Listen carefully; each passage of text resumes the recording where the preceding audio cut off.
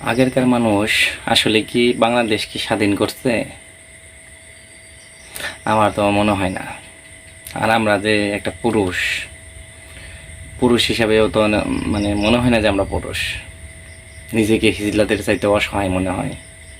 হিজলাদের যে পাওয়ার বা শক্তি আছে বা সমাজে একটা মূল্যায়ন আছে, আমরা সাধারণ মানুষ যারা আমাদের নাই। দেখুন, বাজেট, বাংলাদেশের যে বাজেট, সেটা একটা মানে অসহায় মানুষদের কষ্টের মাঝে আরও কষ্ট দেওয়ার নামই হলো বাজেট। আপনি বৈধভাবে ইনকাম করবেন, তো আপনাকে ট্যাক্স দিতে হবে 30% সম্ভবত, 30% সম্ভবত। আর অবৈধভাবে যারা বাহিরে টাকা পাচার করছে, ওই বাহিরে থেকে টাকা আইনে বৈধ করতে গেলে তাদের পার্সেন্ট হচ্ছে আপনার 15%। দেখছেন, পৃথিবীতে এরকম আছে কিনা আমার জানা নাই যে অবৈধভাবে টাকা ইনকাম করলে, বাহিরে টাকা রাখলে, সে টাকা আবার মানে দেশে আনলে আপনার পার্সেন্ট, সেটা বৈধ করতে গিয়ে পার্সেন্ট লাগে মানে কম, সরকারকে ব্যাট দিতে হয়। আবার বৈধভাবে ইনকাম করলে ট্যাক্স বেশি দিতে হয়। মানে কালো টাকা সাদা করার একটা সিস্টেম বাংলাদেশে। এটা বেনজিরদের মতো লোকদের বাজেট। আর গরিবদের কি নুন আনতে পান্তা ফোরা এমনিতেই। আপনি 30,000 টাকা চাকরি পান, বেতন পান, আর 30,000 বা 35,000, 40,000, 25,000, 20,000 যাই পান, আপনি দেখবেন 20-25 দিন হইলে কিন্তু মাস এমনিতেই শেষ। হাইতাস জীবনে একটা টাকা আয় করতে পারা যায় না, আয় করতে পারেন না, সেখানে মরার উপর খাড়ার গা। আপনার যদি ফোনে কেউ 100 টাকা রিচার্জ করে, সেখানে আপনার সরকার নিয়ে নেবে 28 টাকা, 28 থেকে 30 টাকা নিয়ে নেবে। একজন ভিক্ষুক বলেন, প্রতিবন্ধী বলেন, রিক্সাওয়ালা বলেন, সবাইকেই কথা বলতে হয়, আর সবারই ফোন আছে। সো আমরা যদি 100 টাকা আপনার ওঠানো হয়, সেখানে 30 টাকা সরকার সাথে সাথে কেটে নেবে। দেখছেন উন্নয়ন?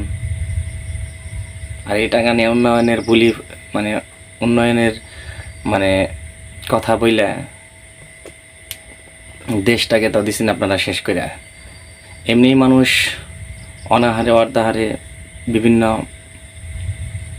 জীবনযাপন করতেছে, সেখানে আবার বিভিন্ন পণ্যের ব্যাট আপনারা দিচ্ছেন আরও চরমভাবে বাড়ায়। এটা তো আপনারা মনে করেন যে 2,000-5,000 টাকা বাজার মার্কেট করা এটা কোনো ব্যাপার না। এটা আপনাদের জন্য। আপনারা সাধারণ মানুষ হয়ে, রিক্সাওয়ালা হয়ে মাঠে নামেন, দেখেন মানুষ কি পর্যায়ে আছে, কি পরিস্থিতিতে আছে। এটা স্বাধীন দেশ মনে হয় না।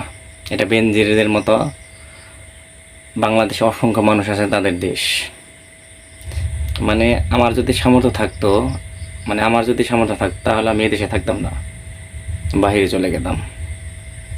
এদেশে আপনার আবহাওয়ার দিক থেকে বসবাসের অনুপযোগী হলে সার্বিকভাবে মৌলিক যে চাহিদাগুলো এদেশে সম্ভব না। আপনি শান্তিতে থাকবেন, খাবেন, পড়বেন, ইনকাম করবেন, এদেশে ভাই সম্ভব না। এদেশে শুধু সচিব, এমপি, মন্ত্রী, বড় ধরনের লোক যারা আছে তাদের জন্যই। আমি 30 টাকা, 100 টাকা লুট দিয়ে 30 টাকা সরকার সাথে সাথে কেটে নেবে। এখানে আপনি কি একটা ছোটোখাটো একটা বিষয় ভাবতেছেন? না, এই হলো আমাদের বাজেট। শুধু এটা তো একটা দিক, মানে এভাবে বলা শুরু করলে শেষ হবে না। মরার উপর খাড়ার গা, নুন আনতে পান্তা ফুরা এদেশের মানুষের। আর আপনারা জনগণের জীবন নিয়ে, জনগণের মানে সব কিছু নিয়ে আপনারা জনগণের নিয়ে খেলাধুলা করতেছেন। একদিন তো ভাই চলে যেতে হবে, আমরা সেই দিনে অপেক্ষায় থাকলাম।